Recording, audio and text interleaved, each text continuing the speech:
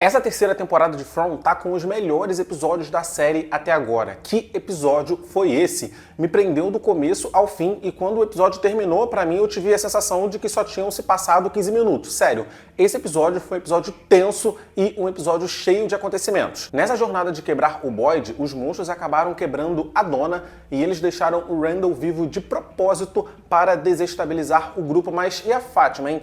Será que a Fátima tá mesmo grávida de um monstro ou será que ela está se transformando em um?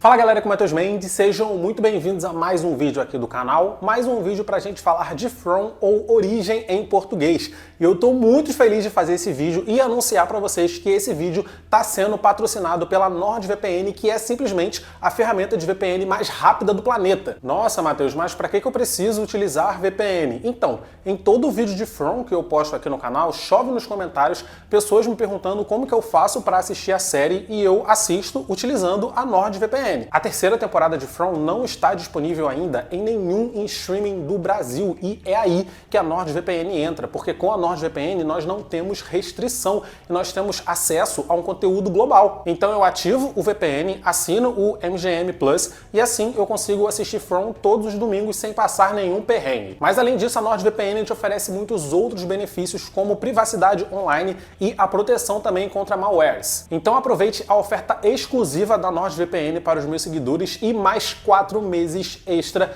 nesse QR Code que está aparecendo agora aqui na sua tela. Completamente sem riscos e com a garantia de reembolso de 30 dias da Nord. A conversa do Boyd com o Randall no ônibus foi uma conversa muito interessante. O Randall revelou para o Boyd que os monstros seguem um padrão de comportamento. O Boyd queria ficar no ônibus para observar como os monstros agem, só que o Randall já vem fazendo isso há muitos dias, então o Randall tem muito conhecimento sobre esses monstros. O Randall falou, né, que a enfermeira todo dia para ali na frente do ônibus, né, para torturar ele psicologicamente um pouquinho. O outro monstro senta ali na piscina. Enfim, os monstros, eles sempre fazem as mesmas coisas todas as noites. Eles têm uma rotina, um padrão de comportamento que naquela noite tinha mudado. E sabemos o que estava diferente naquela noite que fez os monstros mudarem o seu comportamento. A chegada da ambulância. Os monstros estavam se preparando para recepcionar a Tabitha novamente em From. Mas essa fala do Randall para o Boyd me deixou muito pensativo, porque a forma como o Randall descreve os monstros agindo me lembrou bastante um sim do jogo The Sims. Sabe, não sei se vocês já jogaram The Sims, mas o The Sims você constrói lá os seus bonecos e se você não dá um comando direto a esse boneco, a esse sim, ele fica lá fazendo aquele comportamento dele padrão, repetindo os seus padrões enquanto você não controla ele diretamente. Essa fala do Randall reforça ainda mais a teoria de que tem alguém por trás daquilo tudo, uma inteligência maior, uma entidade superior que está controlando todos esses monstros. Talvez até mesmo seja a entidade aranha que a gente viu representado, pintado na parede da caverna onde os monstros dormem lá no final da primeira temporada. E isso faz muito sentido porque o comportamento desses ghouls, né, desses monstros, eles mudam conforme os habitantes da cidade vão descobrindo novas formas de lidar com aquilo tudo, né, de contra-atacar. E esses monstros que atacam, eles não parecem ser seres super inteligentes. Então eu acho que faz muito sentido sim ter uma inteligência maior que está controlando todos eles. Os monstros não estão mais com aquela missão simples de assustar todo mundo na cidade. Não, agora os monstros querem quebrar o Boyd. E para quebrar o Boyd, eles deixaram propositalmente o Randall vivo ali na frente da Colony House. Porque assim, não tinha muito o que o Boyd fazer naquelas circunstâncias também, sabe? O Randall, ele já estava rodeado de monstros. Não tinha como o Boyd passar por aqueles monstros para chegar até o Randall.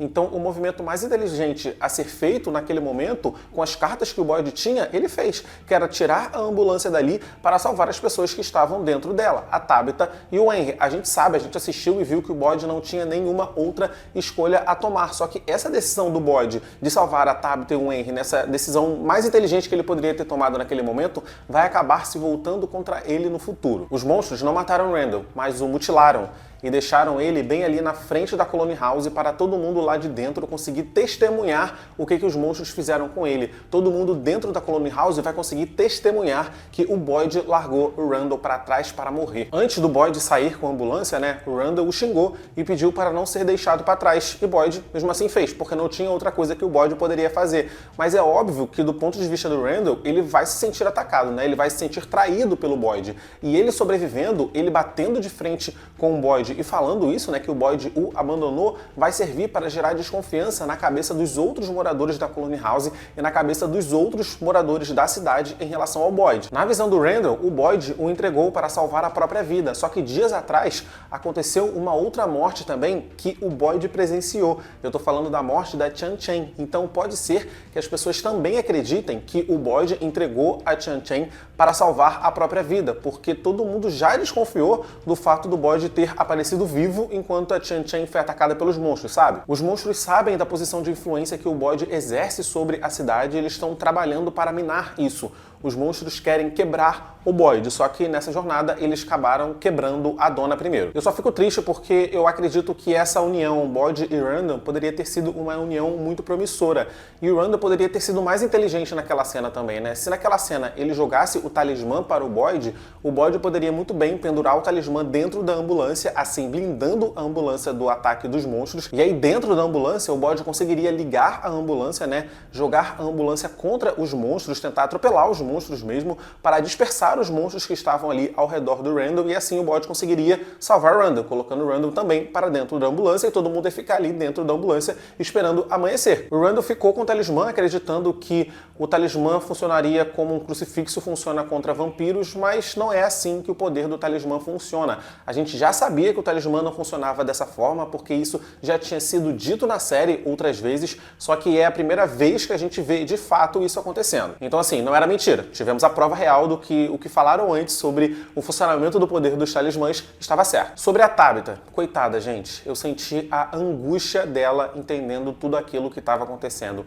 Eu senti a angústia da Tabitha quando ela viu a árvore, quando ela viu os corvos, quando ela estava entendendo que ela estava chegando já em From, que ela estava chegando na cidade, ela tentando parecer lúcida e tentando ter um discurso razoável de que no final da estrada tinha uma cidade e que os moradores da cidade poderiam ajudá-los, enquanto todos os paramédicos ali estavam achando que ela era maluca. Eu senti a angústia dela quando eles chegaram em From e a Tabitha pediu para eles pararem a ambulância, para eles pedirem ajuda e a policial a algema na ambulância, sabe? Eu fiquei muito agoniado, que aflição essa cena, porque já estava de noite, os monstros estavam se aproximando, eles não tinham talismã nenhum e eles estavam presos dentro da ambulância. Então assim, foi uma cena muito tensa. Mas enfim, Jim e Boyd conseguiram chegar até a ambulância e conseguiram salvar a vida da Tabitha. Só que o olhar de assombro nas pessoas da Colony House quando a Tabitha entrou com o Henry foi uma coisa que me chamou muito a atenção, porque a Tabitha tá sumida há dias e todo mundo já tinha a certeza que a Tabitha tinha morrido. E agora, do nada, ela volta com novos moradores para From e um cara que vai calhar de ser o pai do Victor. Tabitha vai ter que dar muita explicação e o encontro do Victor com o pai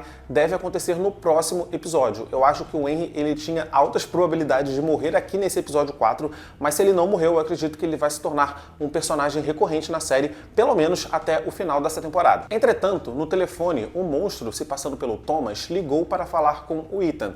E aí o Jim tirou o telefone, né, da mão do filho e falou para o monstro, né, a pessoa que estava do outro lado da linha, não se meter com os filhos dele, e a voz respondeu que as crianças não são mais dele. O que essa voz estava querendo dizer com isso, hein? Será que estava se referindo ao fato desse comportamento estressado que o Jim anda tendo desde que a Tabitha sumiu, tá transformando ele numa pessoa instável e ele tá perdendo o amor e o respeito pelos filhos? Ou será que essa voz estava se referindo a uma outra coisa? O monstro já está se passando pelo Thomas, o filho morto do Jim. A Julie, depois do ataque das cigarras, ela nunca mais foi a mesma. E o Ethan é uma pessoa facilmente manipulada por essa cidade. Então será que os monstros estavam se referindo a uma outra coisa? Será que os monstros estavam querendo dizer para o Jim que os filhos dele serão peões ali em From, como se fossem propriedades da cidade? Aliás, o Ethan é facilmente manipulado até demais por essa cidade, né? Já é a segunda vez aqui nessa temporada que ele abre a porta à noite, colocando em risco a vida de todo mundo que estava dentro de casa. Primeiro, ele abriu a porta, né, de noite para salvar uma cabra,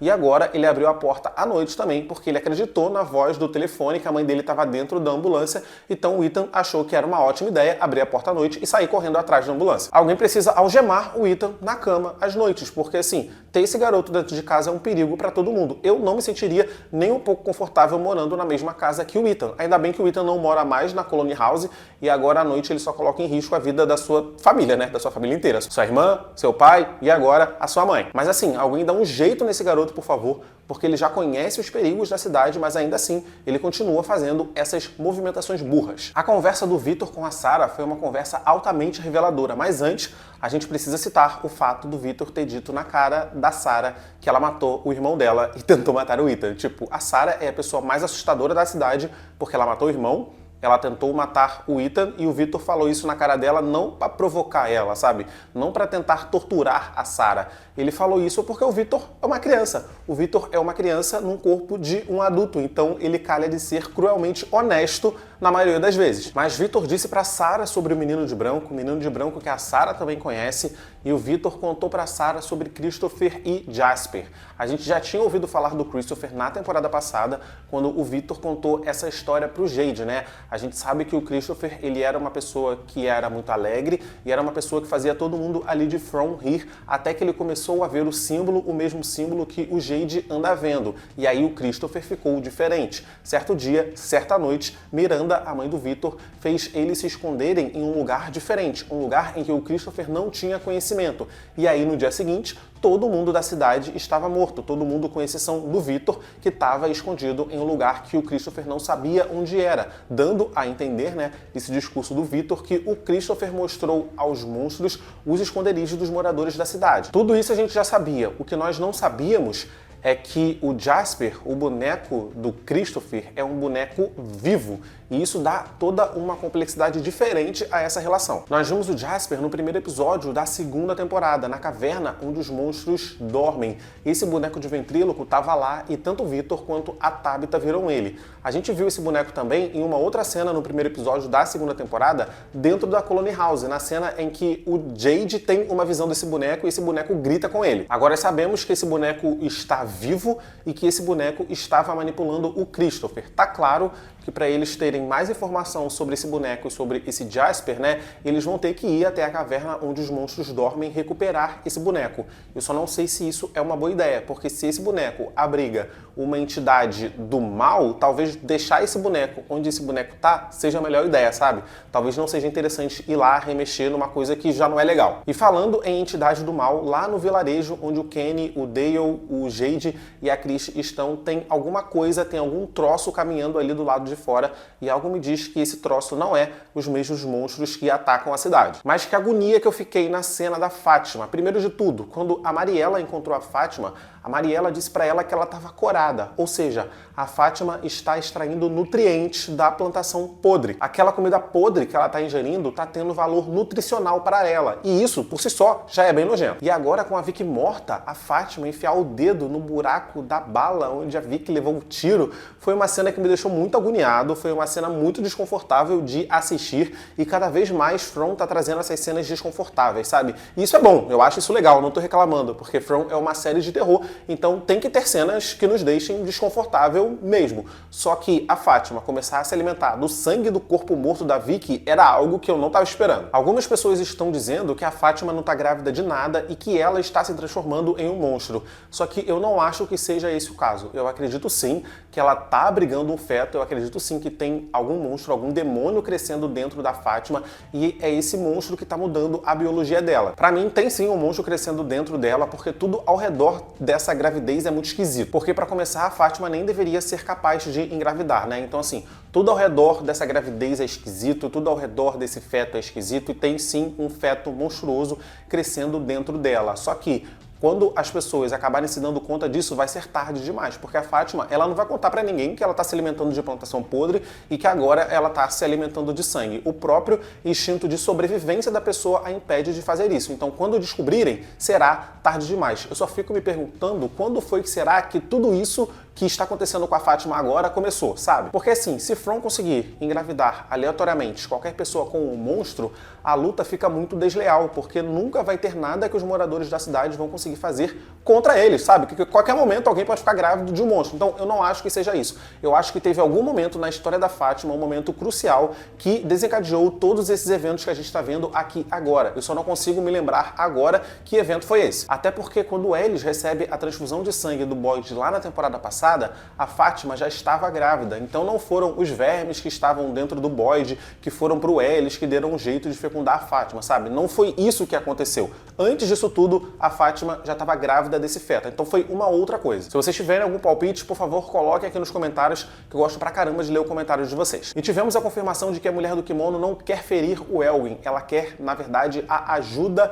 dele. E eu já postei um vídeo aqui no canal falando um pouco mais da relação misteriosa da mulher do kimono com o Elwin e como ela ajudou o Elwin vezes passadas, e eu vou deixar esse vídeo linkado aqui na descrição para vocês conferirem. Vou ficando por aqui nesse vídeo, espero que vocês tenham gostado. Lembrando que tem no comentário fixado e aqui na descrição também o link para vocês conhecerem um pouco mais da NordVPN e assinarem. Deixa o seu like, por favor, porque o like me ajuda pra caramba. Compartilha o vídeo com seus amigos, clica nos meus vídeos que estão aparecendo aqui do lado para assistir os meus vídeos anteriores. É isso, tchau e até o próximo vídeo.